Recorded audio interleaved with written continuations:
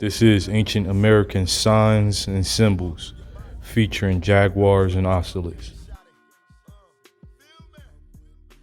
Let's start with the jaguar, aka the Panthera onca. This big cat was known by a few names. Here are some. I call it the real Black Panther, and in a second we'll get into why it is. It was also known as the Chaco and the Balam by the Mayan. Also referenced as Tezcatlipoca and Tepe by the Aztec. Tepe means heart of the mountain by the Aztec because it was believed that the jaguar lived in the middle of the mountain. As you can see here, the jaguar has the most powerful bite out of all the big cats with a 1500 psi. Psi just means pound per square inch. Jaguar is the only big cat that kills by biting the victim's skull and piercing it. All the other big cats kills by smothering its victim or prey. Now there are only two big cats that can be referred to as the Black Panther, the leopard and the jaguar, and I call the jaguar the real Black Panther. One of the main reasons is because the melanin gene within it, as you can read, is dominant within the jaguar and recessive within the leopard, which means there are more black jaguars than there are black leopards. So which one would really be considered as the Black Panther? I'll let you decide. The jaguar also hunts in the trees, water, and on land.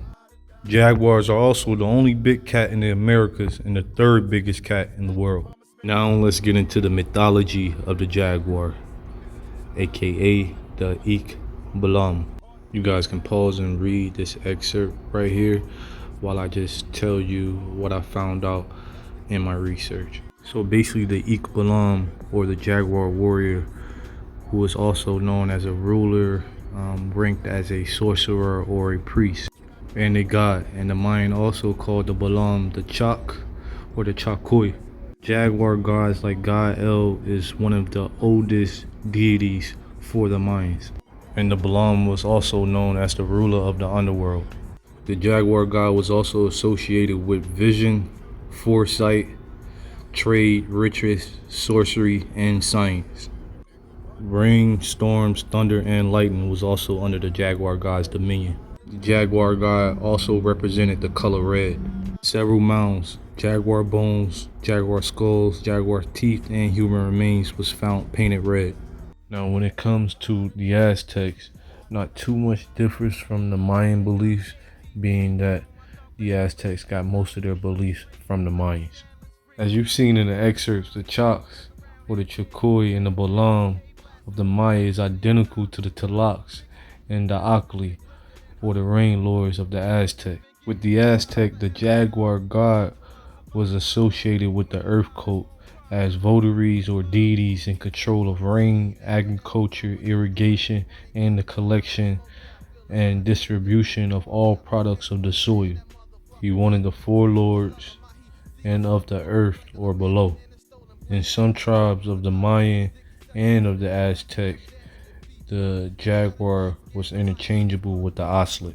The jaguar wasn't only revered in the Mayan and Aztec cultures, but it was also revered in the Moche, the Inca, and the Olmec She, so it really came from the Olmec She.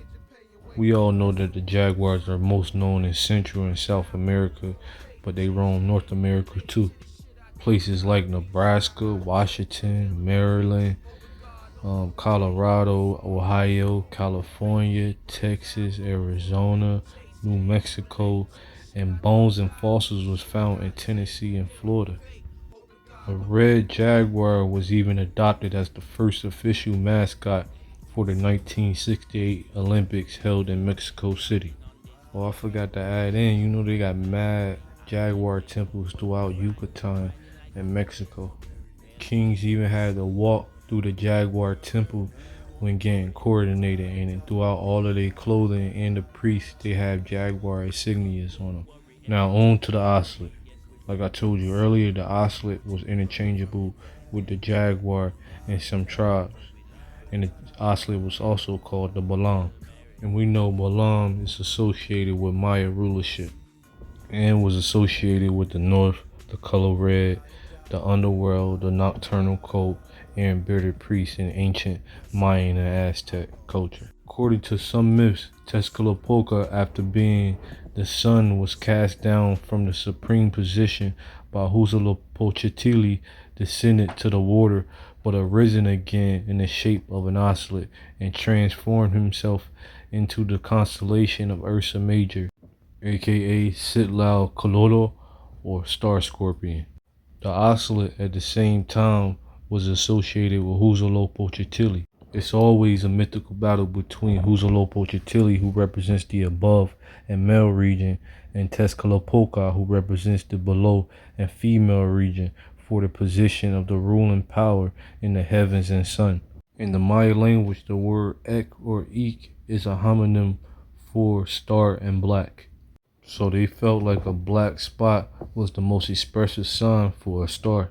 It's the reason why the ocelot, whose fur is spotted with black, was employed as the figure of the nocturnal sky, and clearly proves the Aztecs adopted the symbolism from the Mayas. The highest form of ancient Aztec warriors was known as the ocelot and the eagles. And lastly, but not least, some figures combine the ocelot with wings and a head of a bird, symbolizing the union of the above and below, or heaven and earth. Hope this video was informative for you. Until next time, my people, peace, love, and power. Smoking Sessions with Chief Pressure.